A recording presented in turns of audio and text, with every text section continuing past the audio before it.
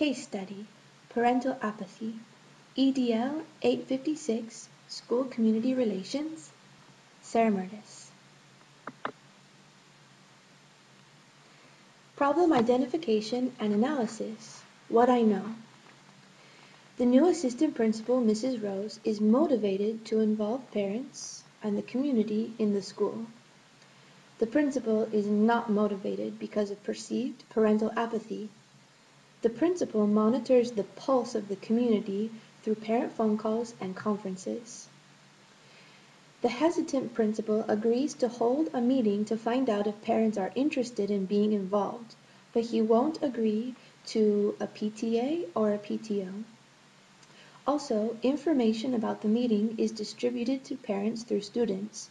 Only 8 parents show up for the meeting.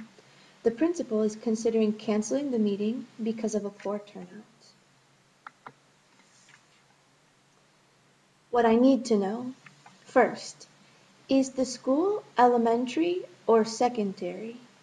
Secondary parents may not be used to invitation for involvement, and secondary students may be wary of parent involvement.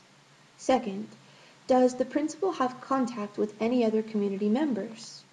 Does the principal communicate with the community through the newspaper, radio, television, website, etc.? We only know about parent phone calls and conferences. 3. Were parents given the meeting information through media? We're only told that the info is handed to students. And 4. Is the school having performance or other issues? For some reason, the principal seems to want to avoid school transparency.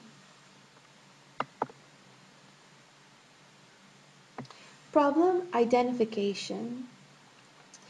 Number 1, the principal is wary of community involvement. In my opinion, based on the case study, the principal may not be confident with his communication skills or is afraid to give power to a parent group.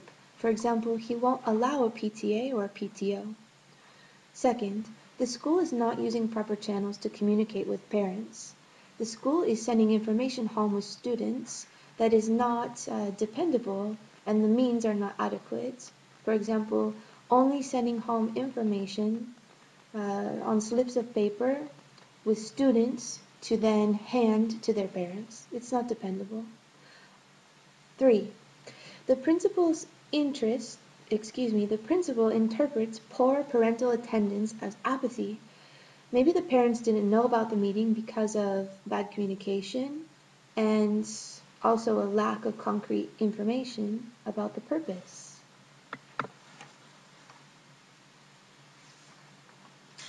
Proposed plan of action. The steps. First, go ahead with the parent meeting despite poor turnout. In the meeting, discuss possibilities for parent and community involvement. Ask for parent leaders to head up committees.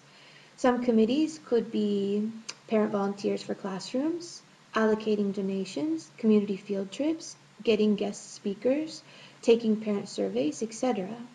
Also in the meeting, schedule the next meeting and ask the parents to spread good word. Second step, advertise the next meeting heavily on school website, on the school entrances, in the local radio, newspaper, send out mass email, post it on the school Facebook page, etc.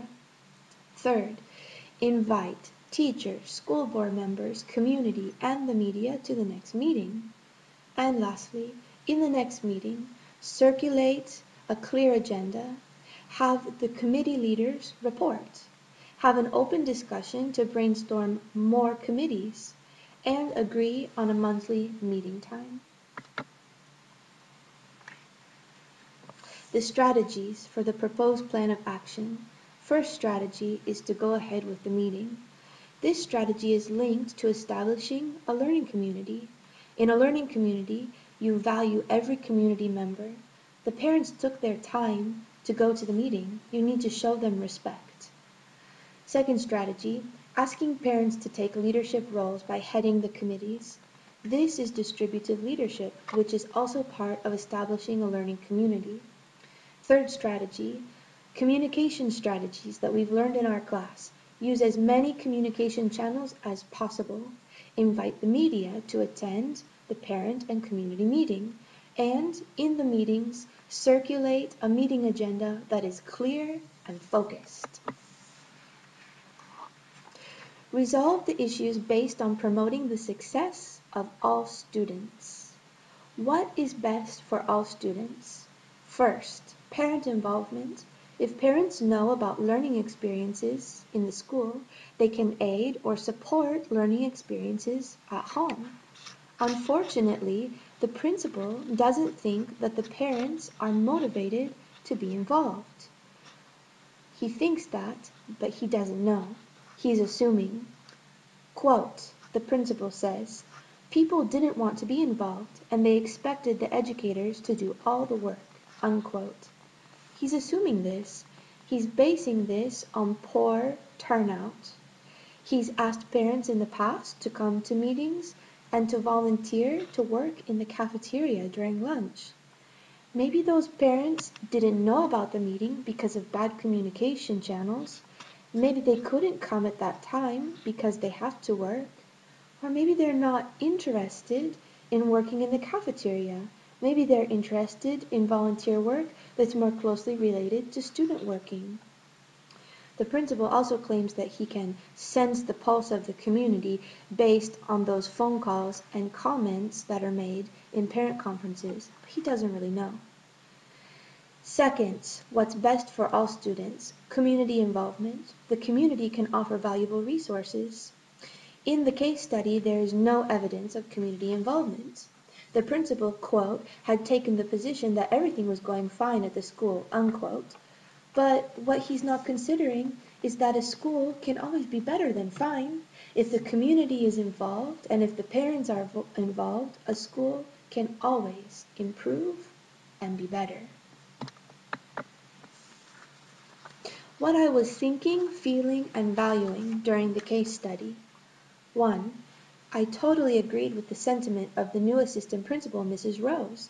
As a new teacher, I also saw things being done that I had learned in my education program were wrong.